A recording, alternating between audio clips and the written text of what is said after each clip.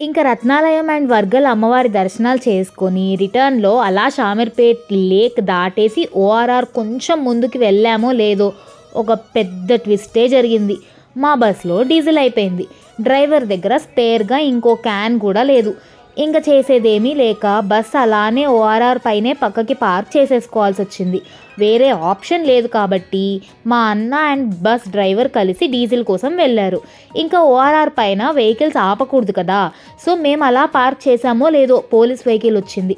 ఏంటి, ఏమైంది అన్ని డీటెయిల్స్ కనుక్కొని రీజన్ తెలుసుకొని వెళ్లారు. కాసేపటికి ఇంకో పోలీస్ వెహికల్ వచ్చింది.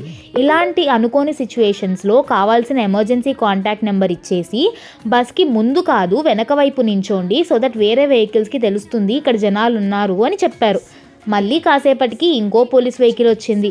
చీకటి పడిపోయింది కదా, బస్సులో లైట్స్ ఆన్ చేసి పెట్టుకోండి సో దట్ వేరే వెహికల్స్‌కి తెలుస్తుంది యాక్సిడెంట్స్ అవ్వకుండా ఉంటుంది అని చెప్పారు.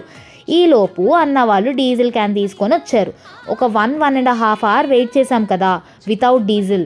ట్యాంక్‌కి ఎయిర్ లాక్ పడిపోయింది. ఇంకా అది తీయడానికి మళ్ళీ ఇంకో 15 మినిట్స్. అన్నీ అయిన తర్వాత ఇంటికి స్టార్ట్ అయ్యేలోపు నైట్ కూడా అయిపోయింది.